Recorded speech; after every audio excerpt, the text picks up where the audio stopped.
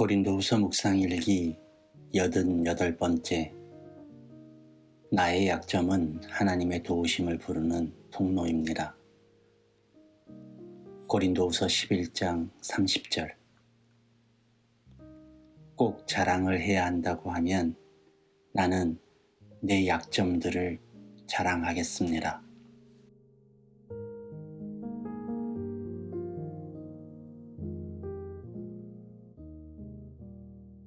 좋은 아침입니다.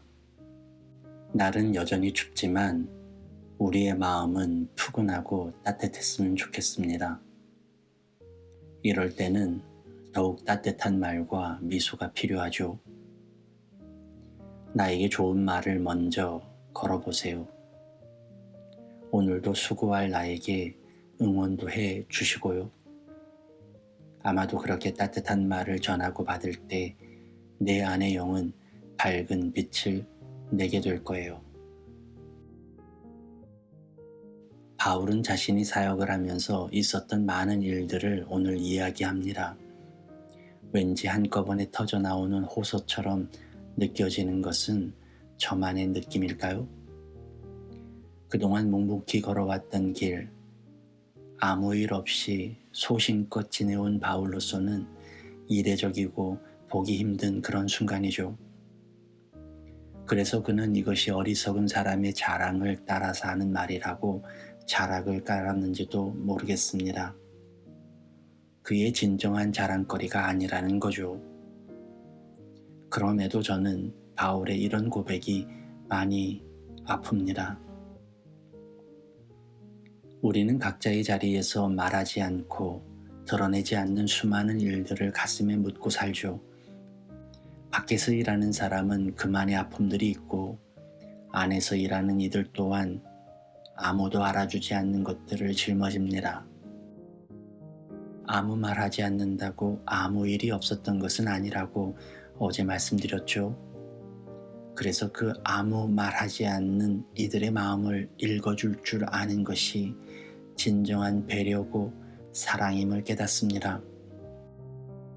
바울 스스로 어리석은 자랑이라고 했으니 그의 말할 수 없는 고난의 여정을 일일이 묵상하지는 않겠습니다. 다만 어떤 일도 그 자리에 서보지 않고는 함부로 말할 수 없는 것이라는 사실을 떠올리게 되네요. 너무도 당당했을 바울이지만 죽도록 매를 맞는 것이 어찌 안 아팠겠습니까? 위험한 일을 당하고 굶주리고 어느 때는 얼어 죽을지도 모르는 공포 속에 선다는 것이 어찌 무섭지 않았겠습니까? 왜 그만두고 싶지 않았겠습니까? 바울은 능력자여서 그런 고난을 견딘 것이 아닙니다. 바울은 무섭지 않아서 그 환경으로 들어간 것이 아니에요. 그도 나와 똑같은 사람이고 똑같이 무섭고 두렵고 떨리고 힘겨웠을 거예요. 그가 사도여서 제자여서 그 일을 해낸 것이 아니라 그 일을 해내서 그는 사도로 존경받고 제자로 여겨지는 것입니다. 그에게 능력이 있어서 고난을 견딘 것이 아니라 아프고 두렵고 무서운 그 자리에서 주님을 의지하며 섰기에 능력이 생긴 것입니다. 그것을 바울은 한마디로 이렇게 말했습니다. 나의 자랑은 나의 약점이라고 말이죠. 왜냐하면 그의 연약함이 드러나면 드러날수록 주님의 능력이 그 자리를 채웠기 때문입니다. 사람들은 자신의 약점을 가리려고 합니다. 자신의 연약함을 없애려고 하죠. 왜냐하면 자신의 약점은 허물이고 수치이기 때문이죠. 그 약점이 누군가에게 잡혀먹히는 빌미가 되기 때문입니다. 그런데 바울은 그 약점을 자랑합니다. 바울은 그 약점이 나를 창조하신 하나님의 실수라고 여기지 않기 때문이죠. 오히려 그 약점은 하나님의 도우심의 통로라고 믿었습니다.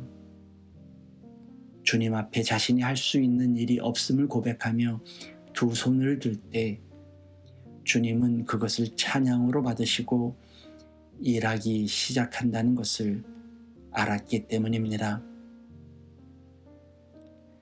나의 약점은 하나님의 도우심을 부르는 통로입니다. 바울은 일을 잘해서 능력의 사역자가 된 것이 아닙니다. 그는 자신의 약점을 주님으로 채웠기 때문에 훌륭한 사도가 된 거예요. 그는 아픔을 거부하기보다 아픔을 덮고도 남을 주님의 은혜를 구했습니다. 그는 굶주림과 추위를 피하기보다 보호하시고 채우시는 주님의 도우심을 믿었어요. 그것이 그에게 능력이었습니다. 그러니 너무 완벽하려고 하지 마세요. 우리가 주님을 믿는다면 나의 빈 자리는 주님이 채우실 거예요.